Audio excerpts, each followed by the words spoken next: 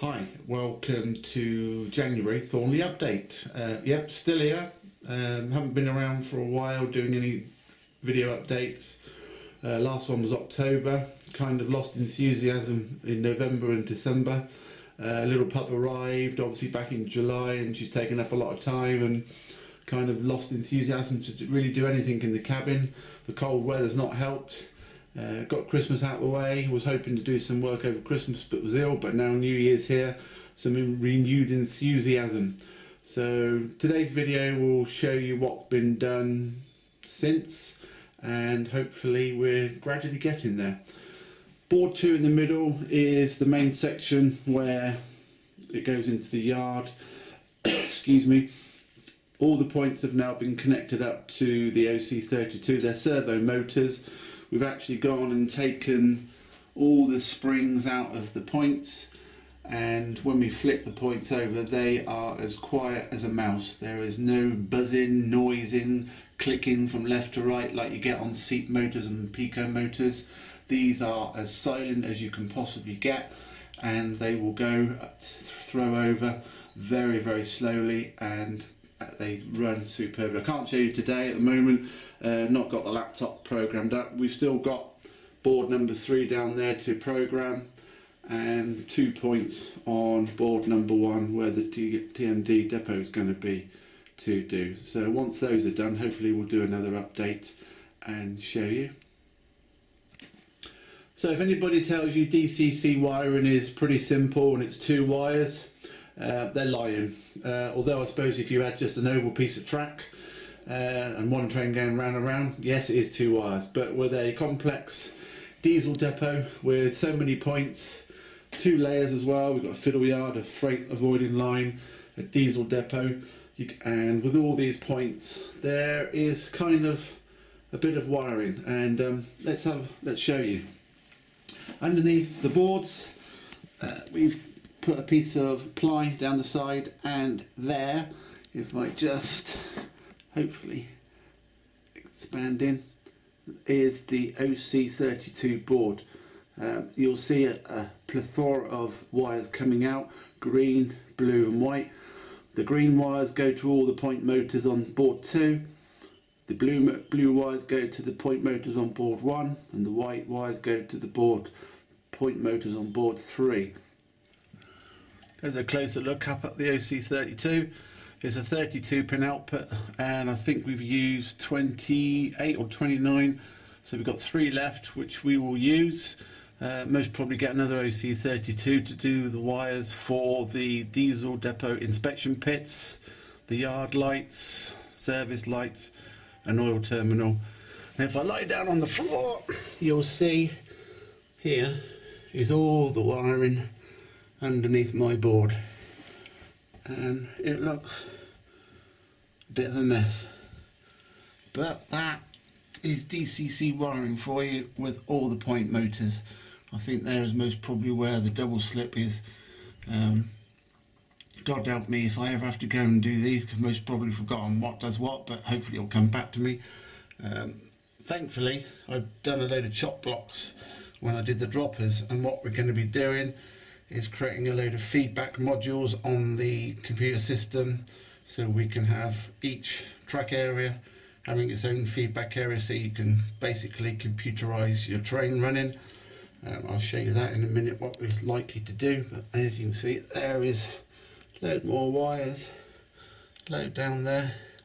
I've numbered them to go from each track, just in case I have to reroute a wire down to the OC32. Obviously that OC32 is going to be connected to the DigiKeis 5000 and also some feedback modules. So there's the DigiKeis DR5000, which is going to be my DCC central unit, where I can program from the OC32 and all the feedback modules. And we've got 1, 2, 3, 4, 5 feedback modules which have 16 outputs on each. With my layout with the feedback modules, I think just in the TMD area we need 77, hence the reason for 5. They will all be fitted underneath the boards and wired up, hopefully very, very soon. So that's a feedback module. You've got 16 outputs, and effectively what you're going to do here, where on your layout you normally have your wires, your positive and your negative that connects to your bus, so you can run train down there, and obviously you can have 1, 2 trains because they're obviously run, each have their own accessory code. But what this feedback module will allow us to do is we're going to cut the rail there, and we're going to cut the rail there, so it gives us the room for 3 locos, and each area will have its own feedback. So the computer software will know there's a loco in each individual's feedback area, a bit like you've got on a signal box on the track plan. You see when there's a train there, the head code comes in and it fills up that module area. That's exactly what this will do, and hopefully eventually we'll be able to program by touch screening or using the mouse to click a loco from one feedback area maybe down to another feedback area down there, and it'll do it all automatically, start up, and maybe have 2 or 3 trains running at the same time, or locos coming in and out the depot. That's the idea, because obviously normal circumstances, if I'm just using my Gauge Master Prodigy, I can run 1 train at a time, which is okay, but can be a little bit boring. So what hopefully the iTrain software will allow me to do is maybe have a loco come out of road 1, coming to a halt just before the entrance to the point. I could have another loco in the yard starting up and moving out and going down that line. Hopefully the depot is going to have rolling doors, so you could have programmed the rolling door to come up and then the loco come out and stop there. So you could have 3 or 4 things on the go, which will make it more realistic. That's quite a way away, I think, but I'll certainly keep everybody informed as how we're getting on with that. One of my jobs obviously coming up very soon is to wire up the 5 feedback modules. So there's 77 wires that are going to go underneath this track. So as you saw earlier, it's like spaghetti junction at the moment, and it's going to be even worse. But hopefully I'm going to use a blue wire or coloured wire so you know which one's which, and young James is going to help me program it all. Thank you. I don't know if the video actually picks it up very well, but obviously there are little red dots on each line, and that represents each feedback module. So i.e. each of those 6 roads, so the depot have 3 lines, so there's a possibility of 18 locos being in there, and you can effectively program a loco to come out of each feedback module and go to any other feedback module by computer control. As I said, there's 77. I look forward to doing that. I've numbered all the points. Obviously each point has a servo motor attached, and it will be a DCC operated through an accessory through iTrain. So effectively, once this is on a screen, you can literally touch the screen if you have a touch screen, or if you're using a laptop like I'm going to be using, you can click on the mouse and change the point motors, and they'll change automatically. Looking forward to actually the day when trains run. Be quite nice. That took a little while to design. It's not 100% accurate, but it's as good as you can get. Certainly represents what I built, and enjoy doing that actually. The main part of what's been done over the last few weeks are these little buggers. Inspection pits. We've got, I come round over, we've got 6 main roads into the depot. There's a left hand one which is just going to be a standard track. There will be concrete in the middle, and over on the right hand side is going to be the lifting shed. These have all now been fitted, thankfully, and every single one has LED lights to them. You'll see as I go along, every single one. James at DCC Train Automation kindly created a template, and we'd laser cut the holes in those, and then he kindly gave me some small acrylic pieces of glass that I had to individually glue in the holes, and then behind the lens are all the LEDs. There's 108 LEDs there, and each 3 lights has a resistor. So each track I think has got 3 resistors. They're basically 3 inspection pits joined together. I think the middle one has one piece missing because I couldn't quite make it that long enough, and that's long enough for what I want them to be. At the moment they're all wired up together. The wiring on them took forever and a day, but we got there, and lit up they absolutely look fantastic. Obviously I've painted the inspection pits, and if I can give anybody a tip, do not paint your inspection pits before you put your track down. It was a nightmare. I've got blisters all over my hands, and it was a struggle trying to push a whole length of track down 3 sections of inspection pits. And if you do it too hard, you'll end up with a track that looks like that. It bends very quickly. So advice, don't paint them until you put your track on. Although actually that one, being only 2 inspection pits, went on really well.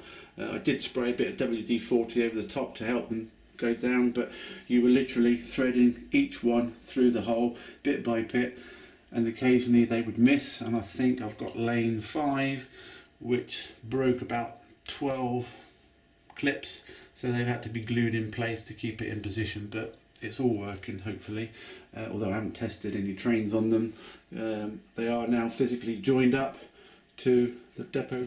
So as you can see, there's the inspection pits, there's the wires coming out, and I've wired them into a chop block at the moment because obviously they're going to be computer controlled for individual inspection pits, but I've wired them up so I can just control them to make sure they work. There's all the inspection pits underneath with all the wires coming through, and some insulation tape to keep them in place. That was hard work, but in a weird and wonderful way, quite therapeutic. But would I want to do it again? You learn a lot as you go along in this business, that's what I found, so I'd most probably do it in different ways and certainly make it a lot easier, but that's part of the fun of model railways, I suppose. And if I turn it on, I can whap the voltage up gradually. You'll see some of the lights actually light up brighter, none of them are, some of them, but when you turn the voltage up, they can all then light up to the same brightness. They will, say, be individually lit up, so I can have separate pits with different lights. They're going to be weathered, so it will tone down. Obviously at the moment they're all clean and fresh, but the rails will be dirty, there'll be oil and grease all down the sides and all over the lights, so hopefully they will look very realistic. But really pleased with how that's come out, and I look forward to when I do the concrete as well. The concrete's obviously going to come out to about here and go all the way across, so you've got a little bit of concrete on the outside like you do at most depots. I didn't put any track sleepers at the first 2 because I was going to do concrete straight away, but I decided for the last 4 to put sleepers, because what I'm going to do is put the rails over in the inside to give the flange on the trains to go through like I did on the service shed, which is basically like that. There's a piece of rail on the inside and it allows the train to run through quite nicely. And what I will use, these are the rails that you get with the inspection pits, obviously, which I haven't used because I've used a whole meter track and I've taken the whole single length out and threaded it through. So what eventually will happen is I'm going to put the inside track in there, both sides, which will allow the flange to go there, be glued down like I did the other one, fill inside with concrete, fill the concrete all the rest around the depot, get that all level, and then the next stage on that one would be starting to build the actual diesel depot itself. Just turn the cabin lights off, I've just got a side light on, so give you an idea of what it looks like. And if I turn the side light off as well, we're in the dark. They light up really well, albeit maybe a little bit too bright, but by the time we weathered it, they'll dim down and look even better with a few locos on. Say 18 locos in the 6 rows plus 2 in the service shed or lifting shed, 20, and a couple down there, so 22 locos I reckon we can get in the depot, which should look rather smart. So that's as far as we've got. Slowly but surely, as James kind of keeps telling me, Rome wasn't built in a day. We're not going to rush and ruin it. lots of time and money and expense has been done so far to get to this stage. Still unsure about the back scene. I did buy some back scenes. I've got some scenery ones and some cloud ones, but I really don't like them. So what I'm most probably going to do is just give the back scene a quick sanding and paint it a light blue. Don't know whether to put industrial units all the way down the back. I wouldn't mind having some like 1930s factories with nice windows all the way down to me. Or do I put a little embankment and have just blue background and concentrate on the locos on the yard and the depot. Freight line obviously is nothing's going to happen there. I think we're going to have to move that over slightly because eventually we're going to put some retaining walls all the way down the side, so I think that might be coming back up.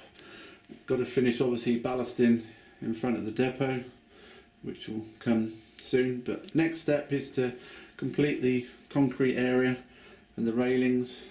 Hopefully later this week as well we're going to finish off board 3 and board 1 on the OC32, wire it up to the iTrain software and see if we can actually run a couple of locos, and that would be nice. So thanks for watching. Any questions, do please make a comment below.